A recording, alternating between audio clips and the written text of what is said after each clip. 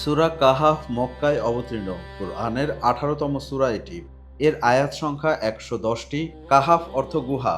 সূরায় গুহাবাসী ৭ তরুণের গল্প রয়েছে। ৯ থেকে ২৬ নং আয়াতে তাদের ঈমান আনা, ঈমান বাঁচাতে শহর ত্যাগ এবং গুহার আশ্রয়ের বিবরণ রয়েছে। আল্লাহ তাআলা বলেন, যুবকরা গুহায় আশ্রয় নিয়ে বলল, হে আমাদের প্রতিপালক, তুমি তোমার কাছ থেকে আমাদের রহমত দান করো আর আমাদের ব্যাপারটি সুষ্ঠুভাবে সম্পাদন করো। তারপর আমি তাদের গুহায় ঘুমন্ত অবস্থায় কয়েক বছর রেখে দিলাম।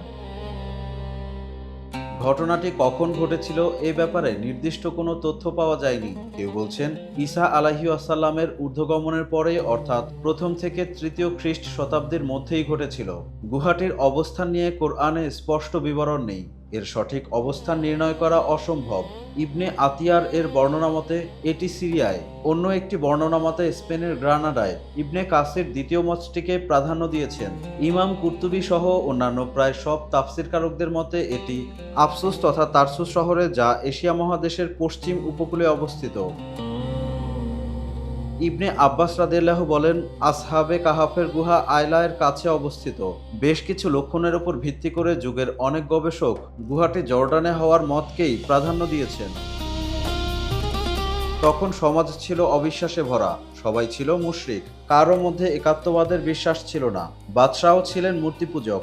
সে সময় ৭ যুবক মূর্তি পূজার বিষয়টি মানতে পারছিলেন না। কল্পিত উপাসকের উপাসনা তাদের বিবেককে নাড়া দিয়েছিল।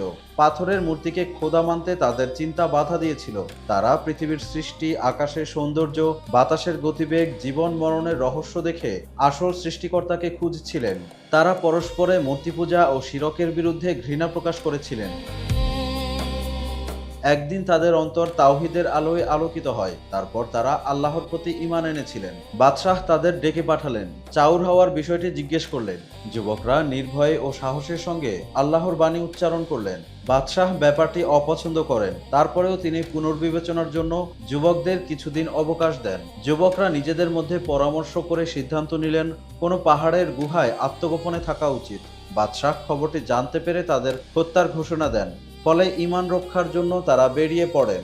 পাহাড়ের গুহায় আশ্রয় নেন। তাদের সঙ্গে একটি কুকুরও ছিল। কুকুরের নাম ছিল কিতমির। কিতমির গুহামুখে বসে তাদের পাহারা দিল। বাদশাহর বাহিনী তাদের খুঁজে পেল না। গুহার অভ্যন্তর ছিল বেশ প্রশস্ত। সেখানে তাদের জীবন রক্ষার প্রাকৃতিক সব উপাদান ছিল। একদিকে গুহার মুখ, অপরদিকে বায়ু চলাচলের পথ। এর মাধ্যমে সবসময় সতেজ বায়ু ভেতরে প্রবেশ করে বেরিয়ে যায়। গুহাটি উত্তর দক্ষিণে লম্বালম্বিভাবে অবস্থিত, ফলে সূর্য উদয়ের সময় তার আলো ভেতরে প্রবেশ করতে পারে না, কিন্তু মৃদু ও হালকা আলো সবই পৌঁছে দিতে পারে। সেখানে মৃদু আলোর আলোড়ন ছিল।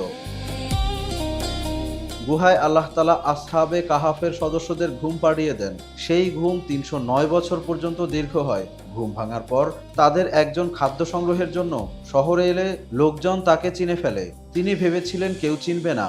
এর মধ্যে এত পরিবর্তন দেখে তিনি আশ্চর্য হন। এদিকে জালিম বাদশাহ ততদিনে মারা গেছে। তার ওপর অতিবাহিত হয়ে গেছে তিনটি শতক। বর্তমান বাদশাহ আসমানি ধর্মে বিশ্বাসী। লোকেরা তাকে দেখে বিস্মিত হয়ে নানা কথা বলছিলেন। তিনি গুহার সঙ্গীদের কথা বলে দ্রুত কেটে পড়েন। গুহায় ফিরে তাদের বিস্তারিত কাহিনী শোনান। এদিকে বর্তমান বাদশাহ খবর পেয়ে দলবল নিয়ে সেখানে যান এবং দেখেন গুহার ভিতরে সবাই মারা গেছেন। বাদশাহ সেই গুহামুখে তাদের স্মরণে একটি মসজিদ নির্মাণ করেন।